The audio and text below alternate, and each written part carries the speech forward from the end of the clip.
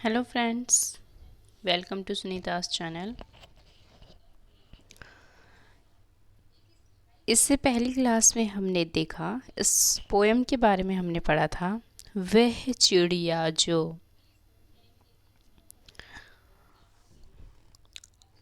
उसी चैप्टर के अभी हम क्वेश्चन आंसर करेंगे। ओके,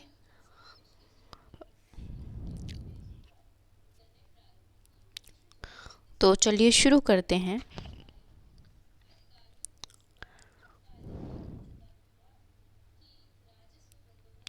प्रश्न है पहला,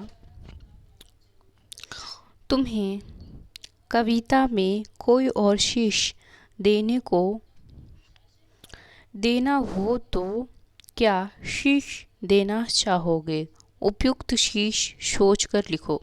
तो हम जब हमने चैप्टर पढ़ा था तो हमने देखा था वहाँ पे एक छोटी सी चिड़िया के बारे में बात कही गई थी और वे किस प्रकार वो अकेली रहती है और इसके बावजूद भी उसमें कोई एक निराशा की जो कोई भी तत्व होते हैं उसे मतलब उसके अंदर नहीं होते। वो हर चीज़ एक उचित समय पर और अच्छी तरीके से करती है। तो सबसे पहले अगर हम इसका शीश का नाम देना चाहेंगे तो क्या देना चाहेंगे? छोटी चिड़िया। वो किस प्रकार एक संतोषी चिड़िया है और सारी जो कविता हमने पढ़ी वो सारी की सारी चिड़िया के ऊपर ही है। तो अगर इसका शीर्ष हम देना चाहेंगे तो छोटी चिड़िया इस कविता का जो शीर्ष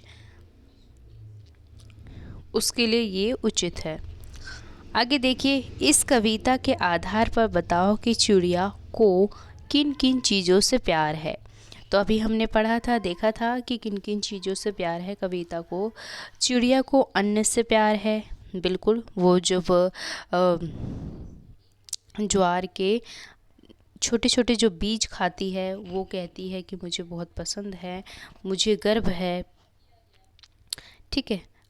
अन्न से प्यार है उसे, जंगल से और जिन नदी से वह ठंडा और मीठा पानी पीती है उन सब से उस चिड़िया को प्यार है। आगे बढ़ते हैं। कवि ने चिड़िया को छोटी संतोषी मुंह वाली गर्वीली चिड़िया क्यों कहा है? तो देखिए, अभी हमने कविता पढ़ी थी उसमें ये सब शब्द देखे थे, तो उसी में से ये प्रश्न बनते हैं कि जो कवि है चिड़िया को छोटी संतोषी मुख वाली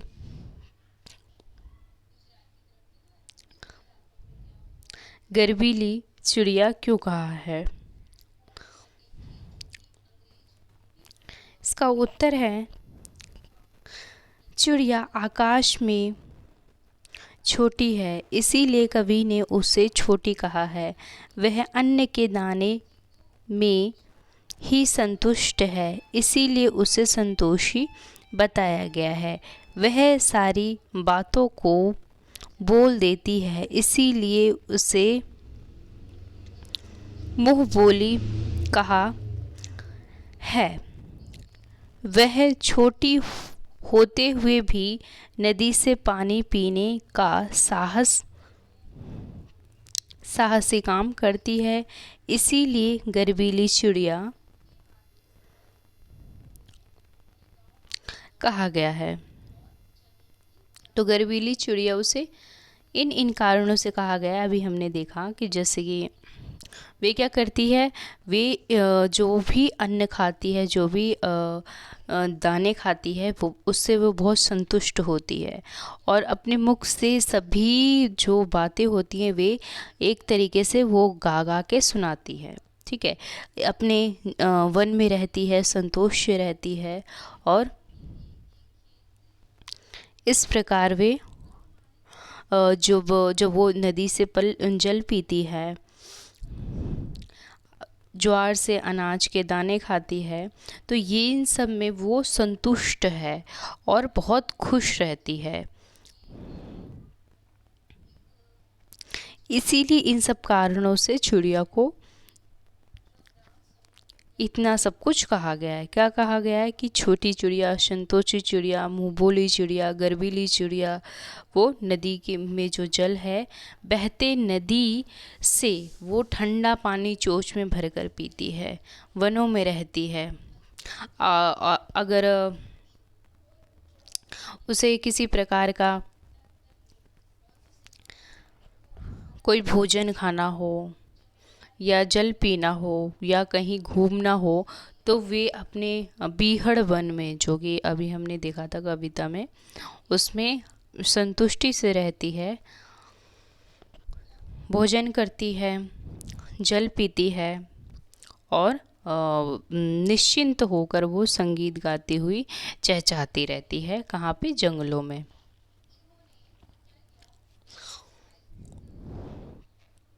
और जो क्वेश्चन के आंसर्स हैं उसमें अगर कोई स्टूडेंट्स जोड़ना चाहता है अपनी तरफ से जैसे कुछ लाइनें, तो वो उसमें ऐड हो सकती है। आगे देखिए, आशय स्पष्ट करें। इनका आशय बताना है। आशय स्पष्ट करें। जैसे कि क सबसे पहला है इसका, रस उड़ेल कर गा लेती है। रस उड़ेल कर गा लेती है। इस जो शब्द है इसका अर्थ क्या बनेगा? कहने का अर्थ ये है कि चिड़िया, उत्तर देखिए इसका, चिड़िया जब खुश होकर गाने लगती है तब ऐसा लगता है मानो अपना सारा रस उस गाने में उड़ेल लेती है। रस उड़ेल कर गा लेती है। इस लाइन का अर्थ क्या बनता है यहाँ पे कि जब चिड़िया आनंद होती है, मन से आनंदित होती है, तो उसके अंदर जो भी प्रसन्नता के लक्षण होते हैं वे उसके गाने जो वो चहचहाट करती है उसकी कला में सुनाई देते हैं, उसके भाव स्वभाव में सुनाई देता है। तो इसका स्पष्ट अर्थ ये है। ख देखिए इसका सेकंड क्वेश्चंस।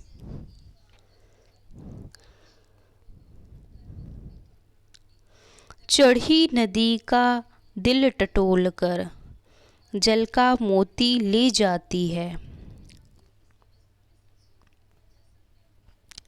तो इसका क्या शब्द है? इस शब्द का अर्थ ये है कि जो नदी है, नदियाँ कभी भी उनका जो जल होता है वह स्थिर नहीं होता। ओके, तो जो नदियाँ हैं वे काफ़ी लंबा रास्ता दूरी से तय करती आ रही हैं। तो जब वो इतनी तेज़ी से बहती हुई आ रही हैं, लगातार बहती चली आ रही हैं, तो उसमें क्या करती है, वे जो चिड़िया होती है अपना बहती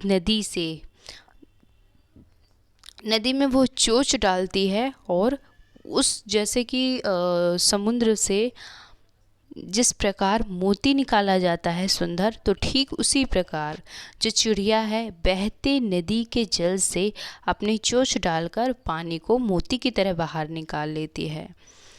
तो इस लाइन का अर्थ स्पष्ट रूप से ये है, क्या है कि देखिए क्या कहा गया है, चढ़ी नदी का दिल टटोल कर, मतलब इतनी प्रवाह से, इतनी तेज़ी से बहती चली आ रही है, तो जब वो उसमें चोंच डालती है तो वो क्या करती है, वो एक तरीके से नदी को टटोलती है, मतलब छूती है, स्पर्श करती है। जल का मोती ले जाती है, तो जब वो उसको स्पर्श करती है, उसके जल में, नदी के जल में मुख डालती है और फिर इस प्रकार वो चोंच में पानी भर के निकाल लेती है। तो इसका अर्थ स्पष्ट रूप से समझ में आया। आगे देखिए, अनुमान और कल्पना। नीचे पक्षी के कुछ नाम दिए गए हैं। इनमें यदि कोई पक्षी एक से अधिक रंग का है तो लिखो कि उसके किस हिस्से का रंग कैसा है। जैसे तोते की चोंच लाल है और शरीर हरा है। मैने का हल्का काला रंग।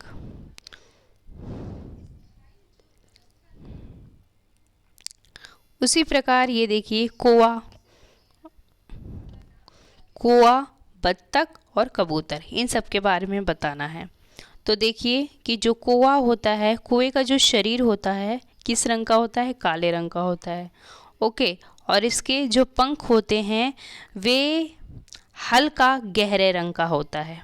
ठीक है, शरीर उसका काले रंग का होता है, लेकिन जो पंख होते हैं वो भी थोड़ा हल्के और गहरे रंग के होते हैं। अब इसी प्रकार बतख की बात की गई है। बतख जो है उसके चोंच और पाँव कैसे होते हैं? हल्के पीले रंग के होते हैं, और शरीर जो होता है वो पूरे सफ़ेद पंखों से भरा होता है। ओके, फिर इसके बाद देखिए ये है कबूतर। कबूतर की बात कर रहे हैं। कबूतर का जो शरीर होता है पूरा का पूरा स्लेटी रंग का होता है, और जो आँखें होती हैं उसकी लाल लाल होती हैं। पाँव होते हैं गुलाबी रंग के, और जो गला होता है वो सतरंगी रंग का होता है। मतलब उसमें ऐसे 7 रंगों का मिश्रण होता है, वो दूर से देखने में चमकता है। तो कुछ इस प्रकार का होता है। आगे बढ़ते हैं। पंखों वाली चिड़िया, ऊपर वाली दराज, नीले पंखों वाली चिड़िया सबसे ऊपर वाली दराज। यहाँ रेखांकित शब्द विश्लेषण का काम कर रहा है। अगले पृष्ठ पर वाला या वाली जोड़कर बनाए गए कुछ विशेषण दिए गए हैं। उन्हें दिए गए उदाहरणों के की तरह इसके आगे एक एक विशेषण और जोड़ो।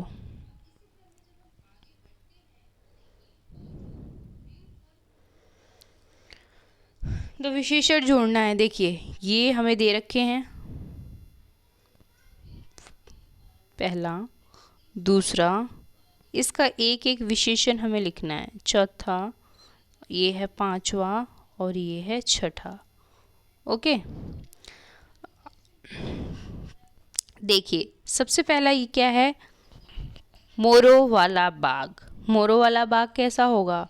रंग बिरंगा। ठीक है, ये उसका विशेषण है। पेड़ों वाला घर कैसा होगा? हरा भरा होगा, ये विशेषण है। ओके, फूलों वाली क्यारी। फूलों वाली क्यारी कैसी हो सकती है? बिल्कुल लाल हो सकती है, गुलाबी हो सकती है, सफ़ेद हो सकती है। तो इसमें कई प्रकार के जो रंग होते हैं फूल के वे आ सकते हैं। खादी वाला कुर्ता। खादी वाला कुर्ता कैसा होता है? हमेशा सफ़ेद ही होता है। रोने वाला बच्चा। रोने वाला जो बच्चा है तो उसमें क्या विशेषता है? वो क्या करता है? ज़्यादा रोता है, तो ज़्यादा ही आएगा। ठीक है, आगे मूँछों वाला आदमी। जो मूँछें हैं उसकी, जब वो उसकी मूँछें बड़ी बड़ी हैं तभी तो वो पता चल रहा है, उसकी विशेषता बता रहा है। क्या है? बड़ी। मूँछें बड़ी हैं तो उसकी विशेषता क्या है? बड़ी।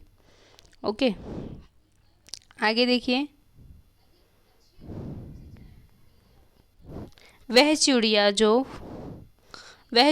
जो डैश, मतलब ये जो कविता की एक छोटी सी जो लाइन है वे उठाई गई है। वह चिड़िया जो आगे झुंडी के दाने रुचि से डैश आगे, मतलब खा लेती है। वह चिड़िया,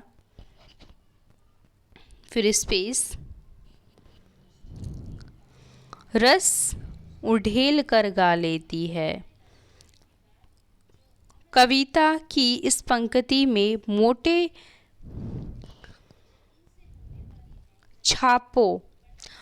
छापे वाले शब्दों को ध्यान से पढ़ो। पहले वाक्य में रुचि से खाने के ढंग की और दूसरे वाक्य में रस उड़ेलकर गाने के ढंग की विशेषता बताता है। अतः ये दोनों क्रिया विशेषण हैं। नीचे दिए गए वाक्यों, कार्य के ढंग या रीति से संबंधित क्रिया विशेषण छांटो। तो ऐसे ही कुछ ऊपर हमने लाइनें पढ़ी कविता की, ऐसे ही कुछ और प्रश्न दे रखे हैं जिसमें क्या करना है, उसमें क्रिया विशेषण को छांट कर निकालना है। तो सबसे पहला है इसमें, सोनाली जल्दी जल्दी मुंह में लड्डू ठूसने लगी। तो जो क्रिया विशेषण क्या है यहाँ पर, जल्दी जल्दी, जल्दी जल्दी इसका क्रिया विशेषण होगा। क्रिया विशेषण का क्या अर्थ है, जो भी कार्य हो रहा है उसमें वो कार्य जो है उसकी एक प्रकार से विशेषता बता रहा है कि क्या हो रहा है। जो ये देखिए यहाँ पे अभी हमने देखा कि जो सोनाली है जल्दी जल्दी मुंह में लड्डू ठूसने लगी। ये एक प्रकार से सोनाली लड्डू खाती है और ये एक प्रकार से क्रिया हो गई। लेकिन क्रिया विशेषण जब यहाँ की बात करी गई है तो क्या है यहाँ पे विशेषण, जोर किस पे दिया जा रहा है, जल्दी जल्दी पर। तो वही है, सोनाली जल्दी जल्दी मुंह में लड्डू ठूसने लग गई। तो इसका क्रिया विशेषण है जल्दी जल्दी। आगे, गेंद लुढ़कती हुई झाड़ियों में चली गई। इसका क्रिया विशेषण है लुढ़कती हुई। लुढ़कती हुई क्या हुई, झाड़ियों में चली गई। तो ये क्रिया भी कर रही है और एक तरफ से क्रिया भी हो रही है और उसकी जो विशेषता है विशेषण भी पता चल रहा है। आगे, भूकंप के बाद जन जीवन धीरे धीरे सामान्य होने लगा। तो जब भूकंप आया, कहने का यहाँ पे अर्थ सीधा यही निकलता है, जब भूकंप आया तो वहाँ पे जो व्यवस्था अस्त व्यस्त हो गई। लेकिन इसमें आगे क्या बता रहा है कि भूकंप के बाद जनजीवन धीरे धीरे सामान्य हो गया। तो यहाँ धीरे धीरे इसकी विशेषता बताता है क्रिया विशेषण की। आगे, कोई सफ़ेद सी चीज धप से आंगन में गिरी। कोई सफ़ेद सी चीज धप से आंगन में गिरी। तो आंगन में गिरी, वो भी क्या, उसकी विशेषता क्या है, कोई चीज, यही क्रिया भी कर रही है, यही विशेषता भी बता रही है। तो सफ़ेद, जो कोई सफ़ेद जो चीज है वे आकर आंगन में धप से गिरी। तो क्रिया विशेषण इसका है सफ़ेद सी। आगे, टॉमी फुर्ती से चोर पर झपटा। टॉमी है कोई, फुर्ती से ये चोर पर झपटा।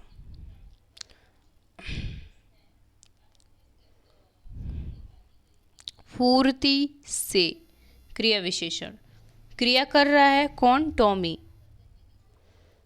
और लेकिन इसकी जो विशेषता बता रहा है ये और कार्य को भी बता रहा है, तो वह है फुर्ती से। आगे,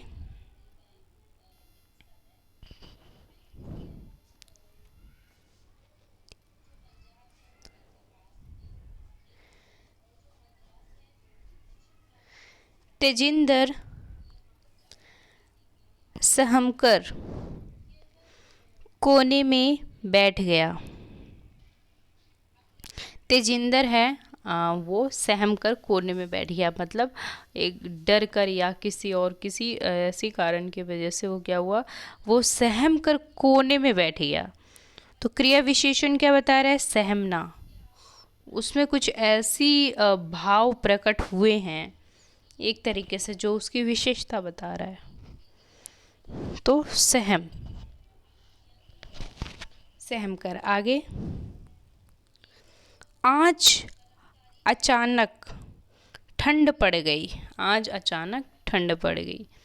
ठंड तो रोज पड़ती थी, लेकिन आज अचानक, तो अचानक इसकी क्रिया विशेषण बताता है। तो ये थे कुछ क्रिया विशेषण, कुछ क्वेश्चन आंसर। वह चिड़िया जो, हिंदी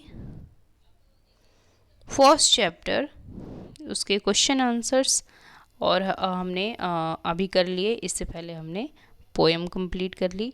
आगे अपनी अगली क्लास में मिलेंगे, तब तक के लिए ओके, बाय बाय।